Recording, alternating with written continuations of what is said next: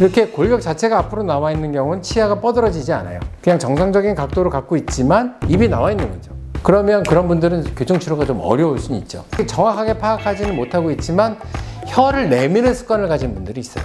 그런 분들은 돌출입이 될 수 있죠. 안녕하세요. 작은 차이로 명복을 만드는 일타 교정 전문의 허재식, 오늘도 인사드리도록 하겠습니다. 치아가 돌출되지 않아도 돌출입일 수 있다고 하더라고요. 네. 온몸에 있어서? 네.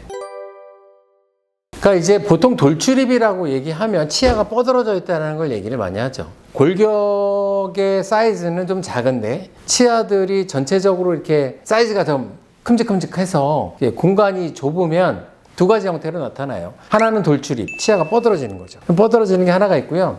입술의 힘이 세거나 근육의 힘이 센 경우에는 뻗어지지 못하니까 치아들이 안으로 말려 들어갑니다. 삐뚤삐뚤해지는 거죠. 그래서 두 가지가 사실은 원인이 같아요. 골격의 사이즈에 비해서 치아들의 전체적인 치아 사이즈가 커서 공간이 협소한 것들을 일반적으로 그렇게 분류를 하죠. 그런데 어떤 분들, 돌출입인 분들은 골격 자체, 위에 있는 턱, 아래에 있는 턱 자체가 앞으로 전방 위치에 되어 있는, 이렇게 골격 자체가 앞으로 나와 있는 경우는 치아가 뻗어지지 않아요. 그냥 정상적인 각도를 갖고 있지만 입이 나와 있는 거죠. 이런 얘기는 좀 죄송하지만 원숭이 같은 경우에, 원숭이 입이 많이 튀어나왔죠.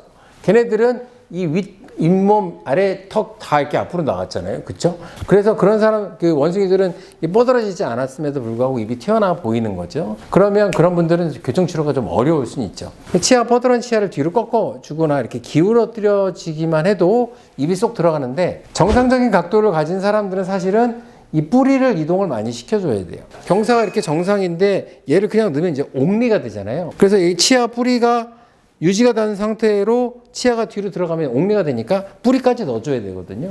그러니까 뿌리까지 넣어주려고 생각을 하면 기간이 굉장히 오래 걸리죠. 아주 심하게 삐뚤삐뚤한 케이스나 치아들이 좀 많이 뻗어져 있는 케이스는 도리어 바이맥실러리 프로투전 환자보다 훨씬 쉽습니다. 결국 위에 있는 치아의 뿌리를 후방으로 이동시키는 치료, 그게 이제 메인이 되는 거죠. 들어가면서 여기가 볼록한 느낌이 좀 줄긴 하죠.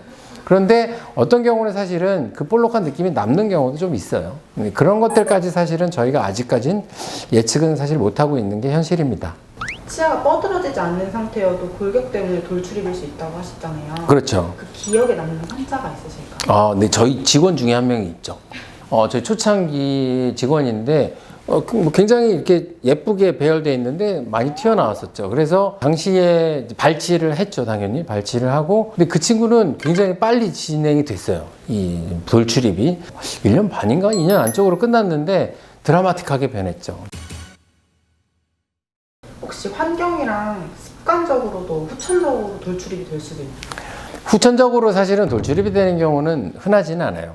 손가락 빠는 아이들은 윗니가 뻗어질 수 있죠. 대신에 손가락을 빨면 생각을 해보시면 아시겠지만 아래에 있는 치아는 뻗어질 수 없어요.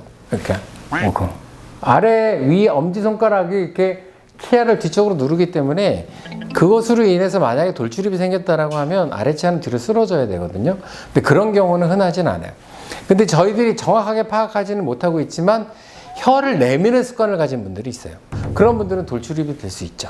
간혹 이제 입으로 숨을 많이 쉬면 돌출입이 된다라는 그런 속설도 있잖아요. 근데 그건 정확한 건 아닌 것 같아요. 입으로 구호흡을 한다고 해가지고 사실은 돌출입이 되는 건 아니고요. 구호흡을 한다는 얘기는 결과적으로 비호흡, 코로 숨을 못 쉬는 걸 얘기를 하는데, 성장기에 코로 숨을 못 쉬게 되면 위에 있는 악골, 위턱뼈의 상악골에 성장이 저해돼서 협소해지고 전방 성장이 좀 부족해진다. 그런 경우는 아래턱이 성장을 하면서 얼굴이 길어지게 되는 아데노이드 페이스가 만들어질 수 있다라고 얘기하지만 제가 보기에는 좀 드문 경우다라고 생각을 하고요. 비호흡이 안 됐을 경우에 사실은 성장기에는 이비인후과적인 관리를 받으셔야겠죠. 호흡으로 인해서 전체적인 돌출입이 생긴다라고 표현하는 건 과학적이지는 않은 것 같습니다. 작은 차이로 명품을 만드는 허재식 일타교정 전문의, 오늘은 돌출입에 대해서 말씀드렸습니다. 돌출입에는 크게 두 종류가 나눌 수 있죠. 치아만 뻗어진 경우, 이게 뼈가 튀어나와 있는 경우, 원인이 뭐든지 간에 사실 잘 생각해 보시면 내가 힘든 케이스다, 쉬운 케이스다, 이거는 환자분들이 느끼지 못하는 어려움이거든요. 어려움은 의사한테 있고 환자는 이러나 저러나 사실은 느끼는 그런 체감은 동일하다라고 볼 수 있습니다. 단지 기간의 차이는 있을 수 있겠죠. 본인이 원하는 것들 교정전문의에게 충분히 말씀을 하시고 의사소통이 잘 된다라고 하면 아주 좋은 결과를 만들어 드릴 수 있을 거라고 저는 생각을 합니다. 좋아요, 댓글, 구독 설정, 알림 설정 부탁드리겠습니다. 감사합니다.